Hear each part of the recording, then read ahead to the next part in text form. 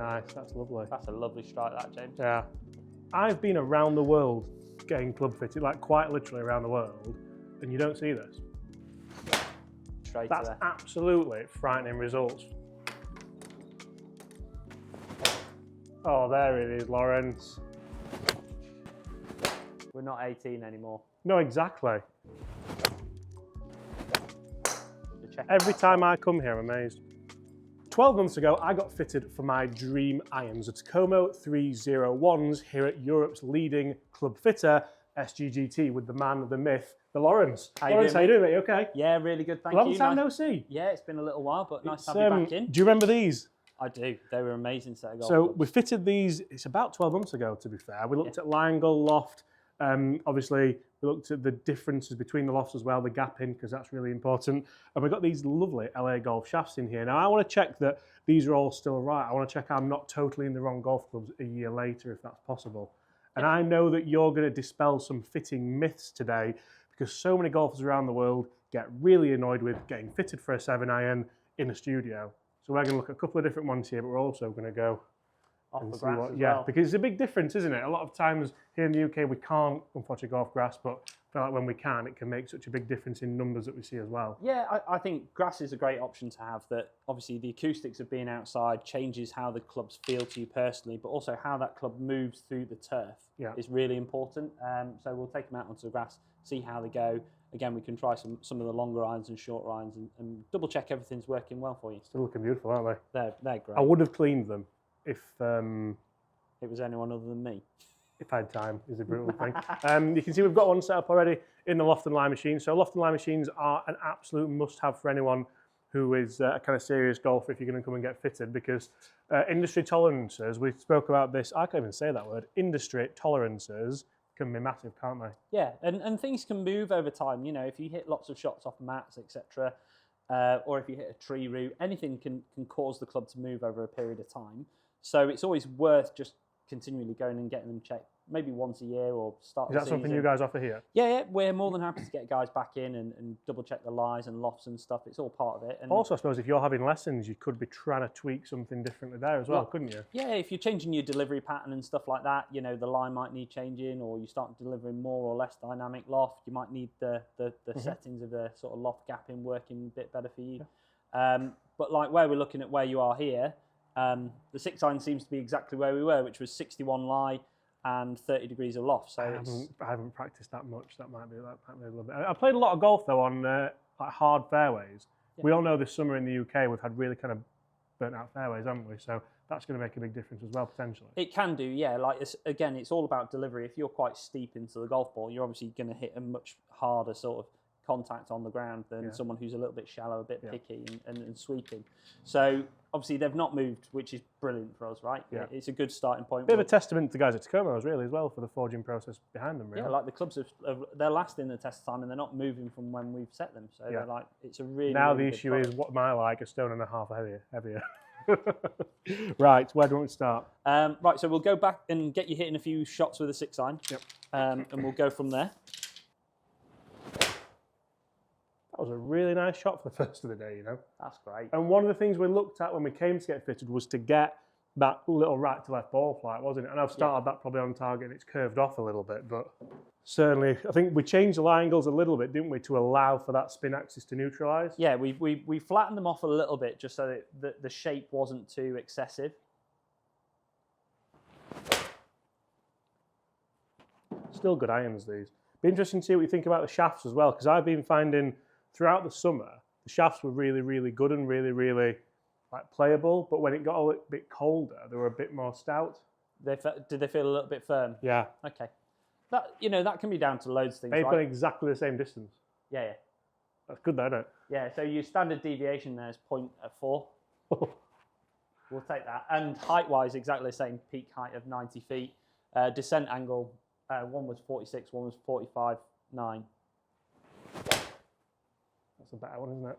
Lovely strike, that one. A little bit less movement on that one. Not bad for the first 3 shots, though. I mean, I've had a bacon butty here, and it's literally transformed us. Nice, that's lovely. That's a lovely strike, that, James. Yeah. Really good. I think in my head as well, just having you have confirmed, that's going to say distance as well, having you confirmed loft and line going here, it is like a little bit of an internal checklist in your head, isn't it? You know, the world's best players, I mean, not personally, but how often would they have something like this done? Are we talking probably every couple of weeks, every couple of tournaments, just checking that the clubs, I mean, you think, I suppose it's like Lewis Hamilton not having his car checked, isn't it? Yeah, like, you know, loft and lie checks. I'm not relating myself to Lewis Hamilton, by the way. That was a total, like, just... But like loft and lie checks, you're right. They're commonplace out on tour. Guys will be having them checked regularly, especially if they have like long periods of travel. Because if their bags are going in and out of flights and stuff like that, they get knocked and dinged and things like that. If they're practicing heavily, that sort of thing. And so, for how quick a loft and lie check is, it's not worth not doing ultimately. They may just find that they've come into a tournament and all of a sudden they start hitting it one direction or something's happening. It doesn't quite feel right for them. They'll pick up on a 1.5 degrees quite easily as a good player, and you would as well. You know, if we looked at where you were, like I really like what you're doing. We wanted that sort of soft shape in there. Numbers wise, everything's really good, and I actually always prefer to at least have that spin a fraction higher. That's perfect, isn't it? Because for me, I want stopping power. I want to deliver you a golf club that you're going to be able to attack a pin with. As a fitter, you must be really proud of that. Looking at that 12 months on, that's still Like, I say this to a lot of clients that come in, right? If we do a good job, I don't need to see you. Yeah. Like, I don't actually want to see you, because if I've done a really good job, you're going to not want to change your irons. Cheers. Right? Yeah. So, like, that's where we Unless it's something like this, 6 months, 12 months later, how they're still looking. Because I think people are getting very savvy now in that technology isn't really moving on that much, is it? Especially when it comes to a forged iron. So if you have an iron where the loft's correct, the lie's correct, you like the look of it, it still feels good, it still does the job, just because Callaway, Titleist, TaylorMade, Ping, Mizuno have released a later version, doesn't necessarily mean you need to be spending the big money to move into it. Like a lot of it is, you know, for me personally, I think the shaft's a big deal. You know, that's your delivery mechanism. That's what helps you time your energy into the golf ball. And then the geometry of the golf club. As long as they all work fine, right, there's no real justification for you to need to come out of that unless you want to. Yeah. So that's what we're doing today. We're just checking that everything's working well and the geometry's still right for you. You know, you've changed, your swing's changed. We're 12 months further on, right? We're all getting a bit older, a little bit heavier. Like, it's just one of those things. And interesting, we talk about the shaft and how important that is. We actually went a slightly different shaft in the forehand, didn't we, if you remember? We went slightly just to help launch it. So where do you want to move on from the 6? So we'll try the 4. Like you said, it's slightly different from where we were with the others. So we went from the 120s into the 105. Yeah. So it's still that low launch profile just because of the energy that you generate. Yeah. It's almost a little bit of a multi-purpose golf club now. You can use it quite nicely off the tee because we've reduced the weight, helps with club speed, etc. But also just to hopefully giving you a little bit more. So we actually have Chris behind the camera today because Bob is still on holiday. Still, like, this is getting You're beyond the far joke too now. kind. But Chris will kind of concur there that I hit 4 iron well in the next 100 tour, haven't I? Like a lot of the 4 irons we hit are the well struck. They may not always be on target, but they're generally pretty well struck. So let's see if this is still the same. Chris is very brave being stood there, though. It's a great strike, a tiny bit left, but that's the kind of ball flight that I'm looking for with the 4 iron. You like a bit more of a low knuckleball shot. Yeah, and what's nice for me is that I've not seen that. Like, yes, it's left, so that's always slightly lower in launch and flight, but we've still got a sensible land angle at 40 degrees. Yeah. That's still a playable product for me. Like, anything below that, that's like significantly low, like 37, 36. That's where you're sort of over-egging the ability for the club to roll. Yeah. Whereas that's going to give you a nice sort of bit of both there. Yeah. So yeah, I quite like that. A little bit, you know, not the cleanest strike, but just a little left, was it? The lighter shaft does make me feel like I can launch it just a little bit more like that. That was a toey strike, so it's going to be down a bit. But that's certainly probably the ball flight you're looking for me to hit, isn't it? Yeah, like, again, I use this analogy quite a lot with players, right? Irons are like your darts that you're trying to throw into the green. I've got into darts, actually. Funny you should say that. Yeah, well, if you imagine like the green's like a dartboard flat on the floor, how would you get a dart to land and stop there? Right? The flight, that's almost like the flight and trajectory you're trying to achieve with an iron, because you're trying to attack something and you want it to land and stop pretty close to where it's landing. we're not looking for this to max out the distance. What yardage it goes is what yardage it goes. We just want it to be consistent, tight dispersion, and stopping quickly so that you're then not reliant on receptive greens to stop the ball close to the flag. But then I suppose if you're going to hit it off the tee, that's where it's nice to be able to flight it down, isn't it? Yeah, and I think you've got that capability there still. Oh yeah, like definitely. You've got the skill level, and ultimately as a fitter, we want to get these clubs maxed out for peak height and optimal there. Yeah.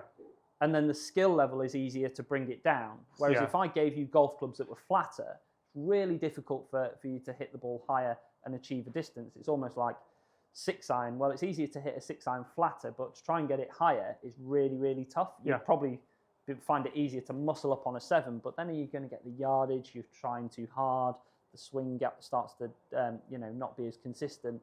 So it's much easier for us as fitters to get the ball up there, flighted properly, landing properly, and then, rely on you guys to then, as players, to get the ball flight down from there. Yeah. So like if I want to, and I really want to try and flight one down here, move it back in the stands. Chris is absolutely petrified, stood here, but I can still play kind of that kind of shot. Yeah, like that's a proper flighted ball flight, right? It's a terrible strike, but I'm going to take it for the ball flight. You can see really what we're doing with the dynamics there, can't you? Yeah, so for me, I just want to have a quick look at where we got to with lie. Yep. Just to see, just because the ball's starting a little bit further left than I want to see it start. Yeah. So we'll see if it's moved. When we do talk about static lie angle and dynamic lie angle, obviously, it's going to have a huge say on not only the start line of the ball and the spin axis of the ball as well. Yeah. So basically, what we're trying to do is when you impact the club on the ground, we want it to sit perfectly flat. Yeah. When it does that, obviously the loft on there projects the ball up and down in a straight line. If we tilted that way, as in toe up on the golf club for a right-handed golfer, it's going to send it left. Yeah. Vice versa, it's going to send it right. It's the old T-peg on the face, isn't it? So if you look at, and this is why it's so important with especially high lofted clubs. So that's obviously pointing straight at the camera now, but if we were to change that lie angle, you can see that's going to move. So that's a PGA exam little thing, isn't it? Yeah. Remember the magnet you used to get? Yeah, you get a little magnet one. So what we can see here, like we said, we saw the ball starting left. This is actually a little bit more upright than your 6-iron. So for whatever reason, the 4-iron has moved over time. It's now sort of 62.5-degree lie angle, so a little bit more upright, 1.5 upright from the 6. We actually want it more towards 60. So we're just going to flatten that off for you. 1.5's quite a lot as well, isn't it? Yeah. I must admit, I do hit the 4-iron probably a lot more because it's a club for off the tee. Yeah. I'm going to be an absolute machine now, Chris. Cool. So just try and hit that same normal shot now. Yeah, so same normal shot, just a little bit flatter. Much straighter, wasn't it? Didn't want to move as much. Obviously, not the cleanest strike, but we are hitting 4-iron, right? It's not the easiest golf club in the world. Just had a special delivery. Whose is this one? Oh, is that mine? Oh, amazing. There you go. Thank you. Mine two-handed. Precious mug. You know, have you ever found someone who picks fault in how you drink a coffee? There's no wonder your lass has gone away without you. Cheers, mate. It's gone. Yeah. There's so much less movement on that. Yeah. So again, it's another reason why you need them checking, right? You've got a lovely soft forged product. Like you said, you use the 4-iron more than you use the 6-iron. So it's not unlikely that it's going to change. Yeah. So. No, I'm really happy with that. One for the road with the 4. Oh, there it is, Lawrence. Look at that. No shape on that whatsoever. Bosh. Yeah, that's really nice. Look at that for a ball flight, by the way. Cheeky little 202 yards, still spinning at 4,500. So if you look at the difference, that lie's changed. So we've gone from sort of that one that starts a little bit too far left away from the target and moves a little bit. Then we've just brought you in a little bit straighter. That's absolutely frightening results for something that's took 5 minutes. It's those little things that improve your round. Instead, you left half of the green instead of missing left. You've got a putter in your hand instead of pitching and chipping. I'd be absolutely battering Gaz with these now, wouldn't I? Yeah. Like no chance. Like easily. No He'll be going to that psychiatrist again. Gone. Right, where next? Right, let's go down into the shorter stuff.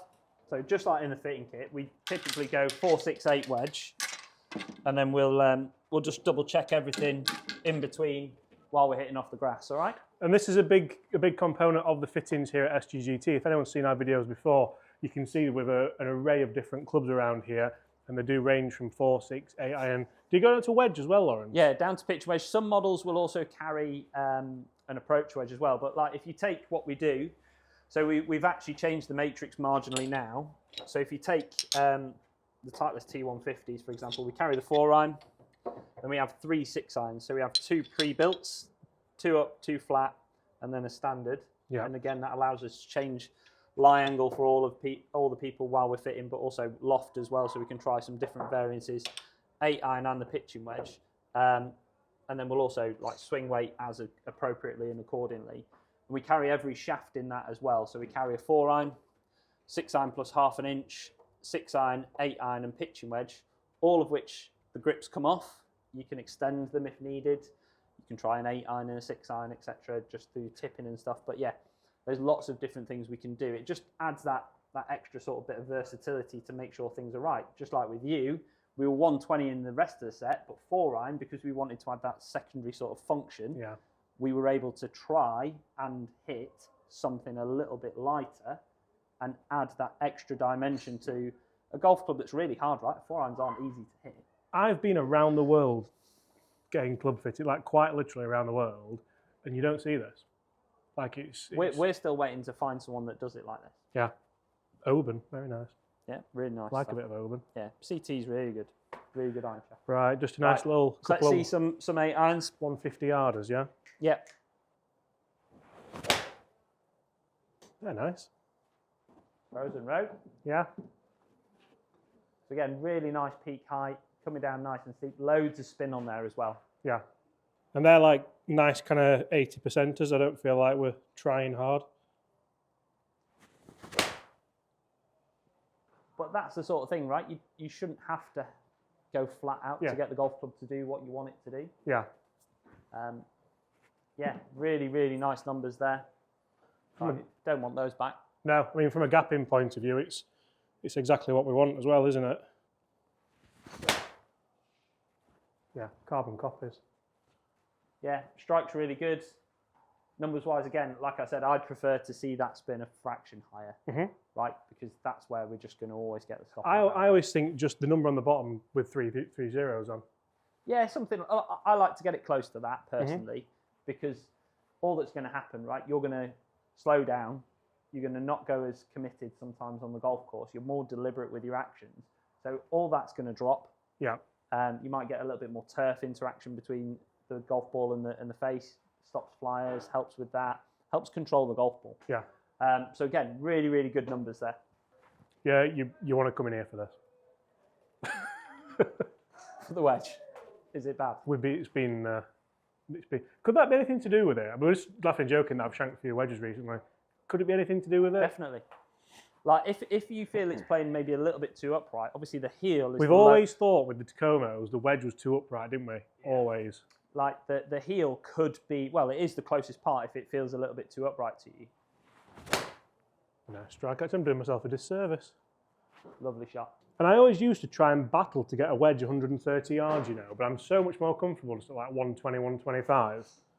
Like so more consistent. We're not 18 anymore. No, exactly. Like, I don't need it. I don't need the stress. Really nice and consistent, aren't they? Because then, like, for the 100-yard shot, this is going to mess the averages up, but I feel like I can really just kind of play those shots. Should be about 90 to 100, that. So you know. See, that's the one I'm concerned about there. It's gone left? Yeah. I look at that and go, well, that's not quite right, is it? Because when you've taken that speed and momentum away, why has it gone left? Yeah, that does happen. It could be technique, obviously. I feel like if I can get, I don't know if I'm fighting lie angle, but if I can get the handle more forward, but then it pops out to the right, look, because I'm trying to get it more. Yeah, so you're leading. Let's have a look and see where we are. It was a shove, wasn't it? Yeah. Sorry, I'd changed the screen. Good numbers, though. Yeah. So when we look at ball speed on next, ball speed's been like one of the lower numbers, hasn't it? If you were to battle that, would you say, James, if you thought about looking at hollow-bodied? Yeah, like it's the quick answer, right? Yeah, I don't feel like I want to, but if... Like, I wouldn't have said it's something that I would encourage for you, No. because at your level, you're trying to get consistency. And that's an extra dimension. Yes, it'll give you more speed ultimately, but there is that potential for you to get the quick one. Yeah. Yeah, I think we're a little upright there. Mm-hmm. So we had the 6 iron at 61, so this should probably be more 63. Yeah, and that's going to help me just feather them in closer to the flag, Christopher. So just taking that down in lie angle, see how we get on. So if we look at that quickly before we start, you can see there's just that want to go left. Obviously that one here is just that one where you open the club face, but there's the majority of the normal swings are left, and it shouldn't be that much, right? Not with a pitching wedge. Oh, Lawrence, look at it. So there you see that one, if anything, it's trying to want to go back a little bit, back to the right. Yeah, miles better. Just a different class, and what we've done is change the angle a little bit. But we do that for a lot of guys who just come in for fits, right? If they've come in and they've got a really good set of golf clubs, like, we just get the lies right. Yeah. Because it's just the delivery, right? Still happy with the shafts? I'm really happy with those. I think, you know, my only thing is, like, if you said they're a little bit stout in the winter, then... Just don't play in winter. I don't. I like white golf shoes. Yeah. Yeah, like there's obviously other shafts available if you felt they were a little bit too stiff in winter, or, you know, actually don't just go and play golf without warming up. Right, talk us about this turf tee. Right, so obviously what we do here is we want to see the ball in as many sort of realistic golf environments as we can. What we say? He looks sensible. Right, so the reason we like guys to play off turf as and when we can, obviously weather dependent, is so that we can really see, double check how the lies are working through the ground. Yeah. The acoustics change massively, whether you're indoors, in a studio that's got an open bay or anything. It changes how the club feels to you and how it responds and how you respond to it. So it's always good to just check what it's like in a proper golf environment. And also just so that you can feel how you get that resistance through the turf. You know, mats are amazing nowadays. We've got some really good Huxley mats in there, and sometimes just a bit of turf interaction changes your perception on what you prefer. Is this something you do towards the back end of the fitting then? Yeah. It's like a sort of double check. Cross the T's and dot the I's. And it could be that sort of thing that changes someone's mind between one iron and another. Chris, bring it in. Bring it in. Look at this. That is a pancake. But no, but that shows exactly what we've just been working on. My divots have been going this way, haven't they? When we've been playing. Yeah, so guys can, when they're out playing, they can check their own divots, right, to see whether they think the lies are right. Whether you've got a high one side or another, it'll indicate whether the lie angle's right or wrong. You can see there, very, very flat through the bottom of the divot, nice and square. Shows that the club's come in really square. The club's proud of sat that one. really square on the bottom. You should be proud. That's a really good one. Get ready for this one. Slug. Not too bad, actually. You've got a bit of free time later, James. They need some digging up over there. This is why we're going to go to Glasgow next time. Right, we'll hit a couple with a 7. Again, just thinking about that turf interaction and obviously this is one that we've not moved, so I'm this feels upright now. Yeah, be interesting to see where this comes out. So if we go for a clean bit of turf, so we can really see the divot. I was trying to not make a huge mess of your teeth. No, go sporadic. Easier to repair the more spaced out they are. Really? Yeah. That started left, hasn't it? So look, so again, you can see it's slightly higher through this side than this side. That's a bit lower, and it's going that way. So if we go into one of the irons that we've moved. I thought it was me all along. Yeah. Blame the equipment.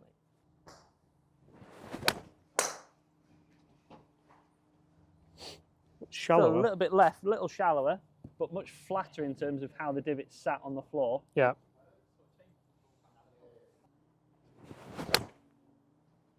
But you can see the difference in how the ball wants to react, yeah, right? ball's set off so much straighter. Yeah, and it's got you a little bit shallower. And again, the divots just look a little bit more even there. So again, it's just that double checking, making sure everything's right. And the reason we didn't do the odds is so that we could do something like this just to check. Every time I come here, I'm amazed.